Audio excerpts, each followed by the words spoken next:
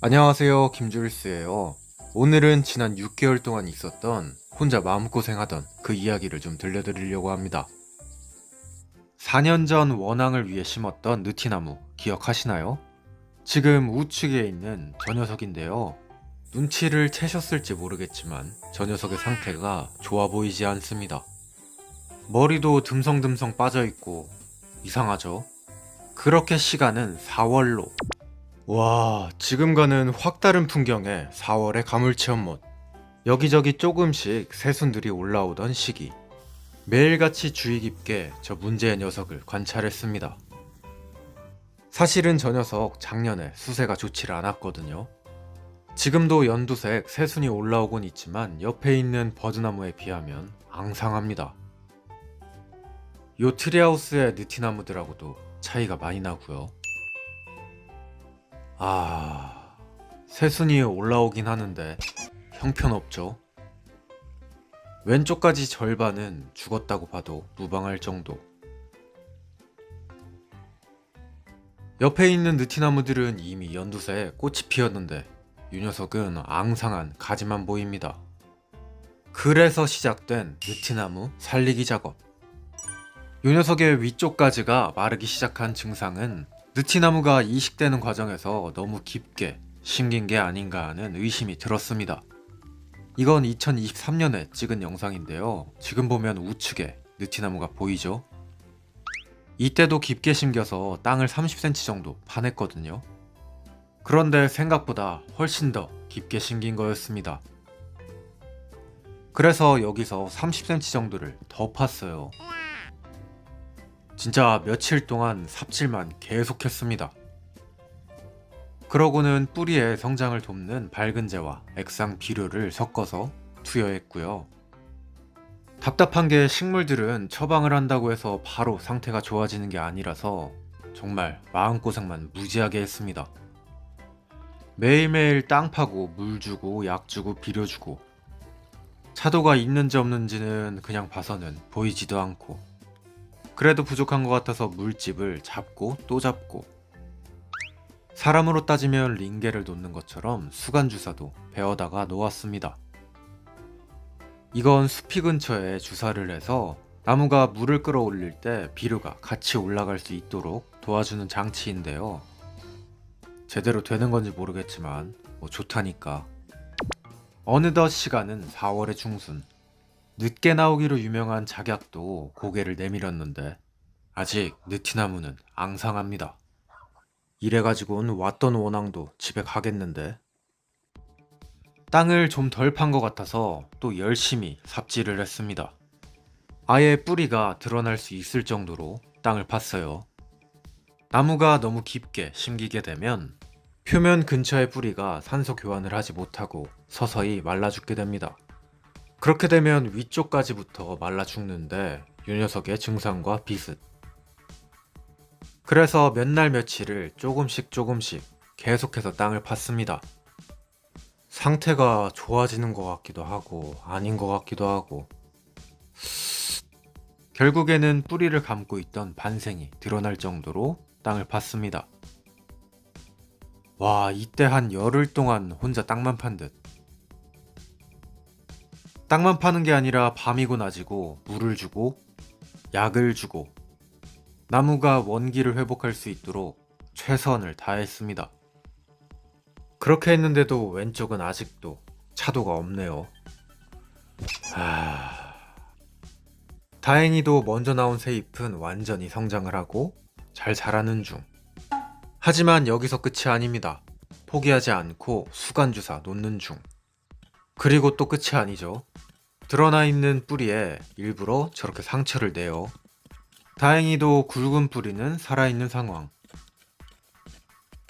여기에 해외에서 직구를 한 밝은제를 뿌려줍니다. 이게 한 통에 무려 6만원짜리거든요. 현존하는 밝은제 중에 가장 성분이 좋은 것. 뿌리에 상처를 내고 밝은제를 발라두면 여기서 잔뿌리가 발생할 확률이 조금 더 올라갑니다. 그래서 일부러 뿌리에 상처를 내고 이렇게 밝은제를 발라주는 거예요. 잔뿌리는 나무의 잎이랑 연결이 되어 있어서 잔뿌리가 많을수록 잎이 많아지거든요. 그 잔뿌리들을 최대한 빨리 내놓기 위한 방침인 거죠. 뿌리에 밝은 재를 뿌렸으면 흙으로 살짝 덮어줍니다. 이러면 이제 숨 못 쉴 일은 없겠죠? 하지만 생활의 달인처럼 여기서 끝이 아닙니다. 또 수간주사 놓기. 그리고 한 달이 지나자 이러한 노력들이 빛을 좀 봤는지 새잎이 나오지 않았던 가지들에서 조금씩 새잎이 나오기 시작했습니다. 쥐꼬리만큼. 완전히 먹어버린 목대 안쪽에서도 새싹이 저렇게 나오고요.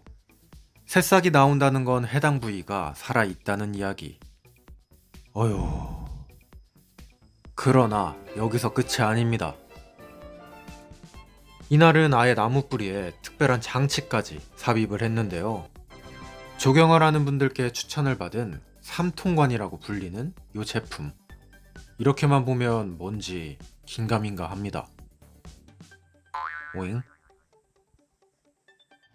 이 요상하게 생긴 삼통관은 드릴로 나무 뿌리 주변에 저렇게 구멍을 내서 그 안쪽에 삼통관을 삽입하는 형식으로 작동이 되는데요. 나무의 뿌리 주변에 이 삼통관이 박혀 있으면 뿌리의 산소 교환이 원활해지고 나무에 비료를 줄 때 적은 양으로도 효과적으로 나무의 뿌리에 비료를 공급할 수 있는 겁니다. 이런 삼통관을 하나가 아니라 5개를 삽입했어요. 그전에는 밝은 재를 줄 때도 뿌리를 드러내서 줬다면 이제는 저 안에다가 밝은 재를 넣고 물만 주면 되는 거죠. 관련한 정보는 어스그린 코리아의 생육 삼통관을 검색해보세요. 이 삼통관은 뿌리를 따라서 총 5개를 매설했습니다. 그렇게 원앙과 외가리가 가득했던 외가리. 봄이 지나가고 외가리 빨리. 저는 여전히 물 주는 중. 그러다 갑자기 하루아침에 하늘에서 혜성이가 떨어졌습니다. 느티나무에는 기존에는 없었던 이파리가 조금씩 붙기 시작했고요. 저기 보면 아주 손톱만큼 이파리 2개씩 달려있는 거 보이시죠?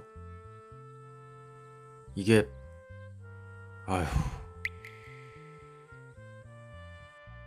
사실 이 녀석이 그동안 영상에 수십 번을 나왔는데 아무도 모르시더라고요. 정말 저만 알았습니다. 이 미묘한 차이점에 대해서. 그 사이엔 또 몇 가지의 사건들이 있었고, 그리고 3개월 뒤 한쪽에서는 풀을 없애려고 날리고 한쪽에서는 풀을 나오게 하려고 날리고 참 아이러니합니다. 그나저나 이 녀석 입이 찢어지겠는데. 혼자서 여기 있던 풀을 다 작사를 냈어요. 그것도 모자라서 이제는 절벽을 탑니다. 뭐 이런 당나귀가 다 있죠? 원래 그러나요?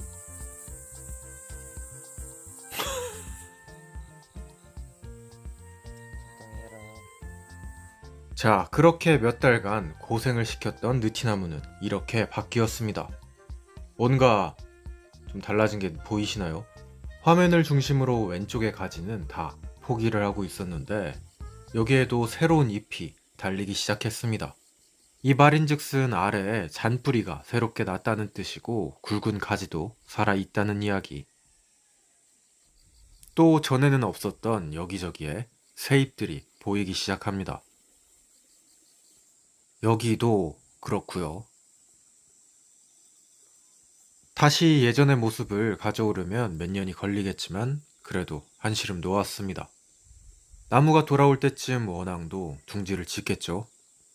아니 그런 줄 알았는데 이건 또 뭐야? 느티나무 갈색 무늬병이래요? 오늘의 영상은 여기까지 보여드릴게요. 감사합니다. 김줄수였어요. 뿅.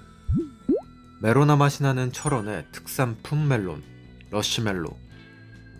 올해의 마지막 물량일 것으로 예상이 되는데요.